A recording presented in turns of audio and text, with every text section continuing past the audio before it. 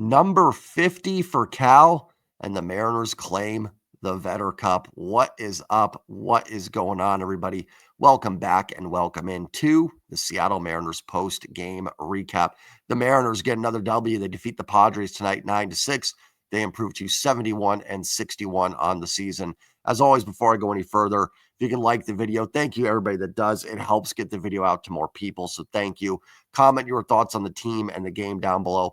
And don't forget to hit that subscribe button. I'm still closing in on 5,000. If you're someone just kind of lurking, likes to watch the video, you can just go and hit that sub button. I know I do that. I watch a lot of people's videos and I realize I'm not even subbed.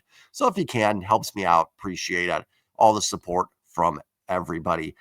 Standings wise, a great day for the Mariners. Houston is off, so the Mariners gain a half game on Houston. They're a game and a half back. Boston and New York do both win, but the Mariners stay within range, a game behind Boston, half game behind New York. Kansas City, Cleveland, and Texas all lose. So in terms of the Mariners playoff odds, they went up today. The Mariners are now 4 games up on a playoff spot. Very, very significant, because now we're at 30 games left here. And I don't need to get into the math. I kind of did it yesterday, but you get that to 4 or 5 with 20-25 to go. It's going to take a pretty serious push from Kansas City, along with the Mariners probably underperforming it a little bit the rest of the way.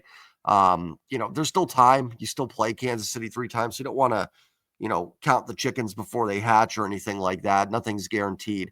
But the Mariners are giving themselves a little bit of separation here from the pack, which is great. Because really, again, I say with this team all the time, if the Mariners were like 4-time defending AL West champs, I don't even think we'd be too worried about the playoffs. We'd be focused on the division.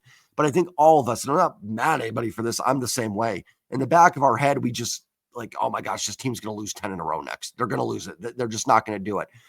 The focus should really be on the division right now at 1.5 back. That should be where our mindset probably is. So the more separation they can get from teams like the Royals, the Guardians, the Rangers, it just puts you at ease a little bit that there's a very good chance this team will be in the playoffs, just a matter of where. I feel like every day we watch Cal Raleigh, he is doing something historic. Only the second player in Mariners history to have a 50 home run season. Now, it's not the second season of 50 home runs for the Mariners. It's just every other season of 50 home runs was done by one man, Ken Griffey Jr., and Cal becomes the second Mariner to do it. And when Griffey was doing it, different era, 50 home runs was still incredible, but it wasn't that crazy. You looked at lineups back then, and the 9-hole hitting shortstop was hitting 270 with 15 home runs. It's like, oh man, this guy's a weak hitter. At today's day and age, you just don't see 50 home runs all that often. And, the Mariners record is well within reach. The switch hitting record is well within reach. Even Aaron Judge's 62 is very much in reach for Cal Raleigh. Home runs are weird, right? They can come in bunches where Cal will hit 5 in 5 days and you're like, he's going to break it. Sometimes you go into drought. So I don't know where he'll end the season. Love to see him at least break the Mariners record. That would be really cool to see. But the most important thing is helping this team win ball games, right? I don't want to be too focused on that and have that become the number one thing for the team. It's something that's been really fun along the journey for what's been a really good baseball season for the Mariners. But yeah, I mean, every night Cal seems to be making some kind of history, which is just incredible. And I mean, 50 home runs. I mean, and again, when Griffey was doing it, I was younger. I didn't appreciate it as much, and I wish I would have. But when you're a kid, it's just part of life, right? Like Griffey was just. There would never be a moment where I wasn't watching Ken Griffey Jr. play baseball. And you take it for granted. As you get older, you appreciate it more. And to see something like this, is just incredible, regardless of what the season ends up being for the Mariners.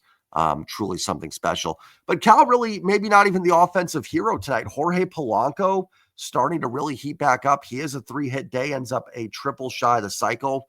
He gets a home run and a double that really breaks this game open. He's probably your offensive star. And man, this lineup, when Jorge Polanco gets going and he's hitting in that 7-hole and he's OPSing 776, this lineup is just brutal. I mean, I know we've been frustrated with it at times, but there's just no way to easily get through it. And like I said, when your 7-hole hitter is that good, I mean, where do you get the outs from? How do you do it? It's just incredible. So Polanco really probably the offensive star today. Josh Naylor has a nice game, gets the go-ahead single to give them that 5th run, and then another single that got them to the bases loaded, nobody out situation. Just another solid day all around for the offense. JP collects a couple hits. Would have been nice if one of those hits was with the bases loaded in that situation where he grounds in the double play, but kind of redeems himself with that bloop in the 5th to get that 9 runs, which the Mariners needed because the Padres offense is good. It's not a team that hits a lot of home runs, even though they did tonight hit 4. But they're still a good offense. They're a good proof that you don't have to necessarily be a big power team to be a good offense. It's not a bad thing. The Mariners hit a lot of home runs. They're really good. The Padres don't hit a ton of them, but they're still good offensively. They get you in other ways. It is still a really solid lineup, top to bottom. So the Mariners needed every bit of those 9 runs tonight to finish it off here and get a huge win. Pitching wise, let's go ahead and dive into the box score. We're already doing it, right? Let's do it. Bryce Miller, 5 innings, 6 hits, 4 runs, 4 earned, 1 walk, 4 strikeouts. Miller throws 81 pitches, 59 for strikes. Does get the win, his 3rd of the year. I do think Bryce has looked better his couple starts. Certainly not. Both of them have been 5 innings, 4 earned runs. 10 innings, 8 earned runs is not good, right? I can't sit here and tell you that's good.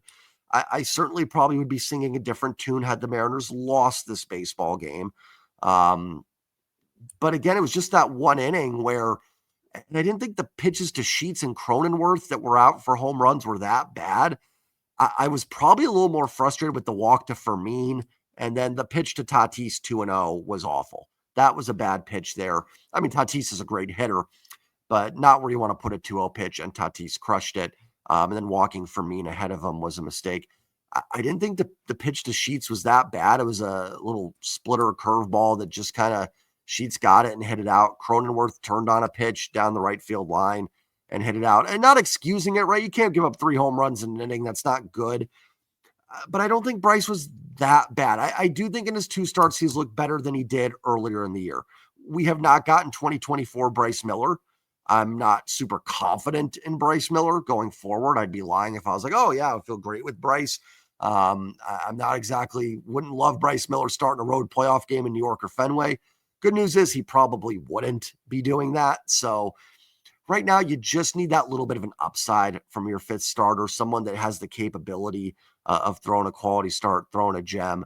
And I think you can definitely get that from Bryce. So kind of weird, right? I don't really know what to make of it. The velo did have a little dip today, but not as bad as it was earlier in the year. That's what I was encouraged about in the Phillies game. He was great, but there was no velocity dip. I thought the splitter looked pretty good. Threw a few good splitters tonight, got some swing and miss. The fastball velo dipped a little bit, but not too bad.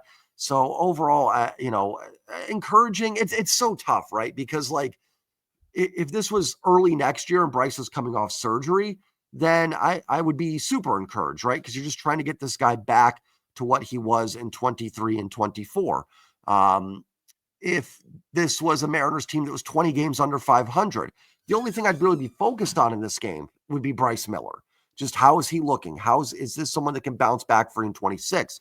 But you're kind of in a tough spot where a guy's trying to work his way back from injury, a guy that a lot of us thought would probably miss the season, but you're also right in the middle of a huge pennant race here. So we don't really have time to work out Bryce Miller's issues, but it's also not fair to him to just go, oh man, he's awful or something like that. You know what I'm saying? You're kind of in that tough spot where you need the results.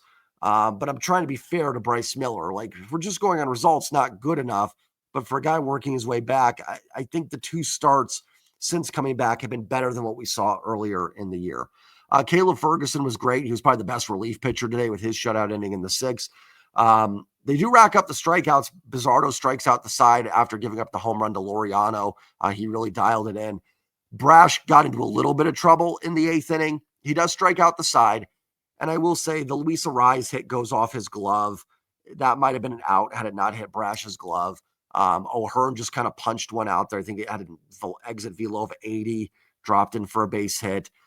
Gavin Sheets did just miss a 3-run home run foul, a little bit of a wipe the sweat off the brow moment there for all of us and Matt Brash. Then he walks him on a pretty good slider that, you'd hope Sheets would chase there. Almost think Sheets was just hoping it would miss. And then Dots Laureano with a fastball bottom of the zone looked really good at 96 there. So I think Brash was fine. I think a couple of those hits were a little bit of a baseball happens type hits, but still scary, right? And, and the Padres, like I said, Laureano's got some pop. You let the tying run come to the plate. That's tough. Munoz locks it down in the ninth. Again, not without a little drama, not all Munoz's fault. Was it Weber that had the pinch hit? Well, who was it for the Padres? I want to say it was Weber. Wagner. Wagner had the pinch hit single. And then Gino with probably the worst throw I've ever seen him make on Tatis's grounder. Just threw it, not even close to second base. Wonder if it slipped out of his hand or something a little bit there. But nice job by Munoz to settle down, gets a rise to ground out. Who cares about the run scoring? And then strikes out Machado to end the game. So I thought Munoz was fine. I thought Dan played it right with the bullpen. Don't get cute here. Get the victory. Get that Vedder Cup secured. But no, most important is getting that win. And you had it lined up. And you still aspire for tomorrow. I think you could go to Munoz if you have to tomorrow. Ferguson's probably fine. He only threw 10 pitches. So only Brash is probably guaranteed down tomorrow. The rest of the guys, if you need them, should be good to go. Castillo going at home, you feel like you can get some length, and then you feel good with Wu going on Wednesday as well. So, everything lines up pretty well for you. But I had no problem with Dan going to leverage guys here against a good offense. Get it done. Get the W. The W is there for you to get. You didn't have to use them yesterday. Go get it. Let's look at the offense today for the Mariners. They collect 10 hits, 3 walks. I think there was 1 hit by pitch. So 14 base runners today. Another 9 runs. That's 20 runs now in 2 games for this offense. They're dialed in a little bit right now. After a bit of a struggle there, they're back to being dialed in. And even at home, they're finding ways. Nice to see him doing it with multiple different, I don't know what ways, I guess, like not just the home runs. They get it from Cal and Polanco, but Naylor with a base hit, Polanco with the double, JP bloops one in there.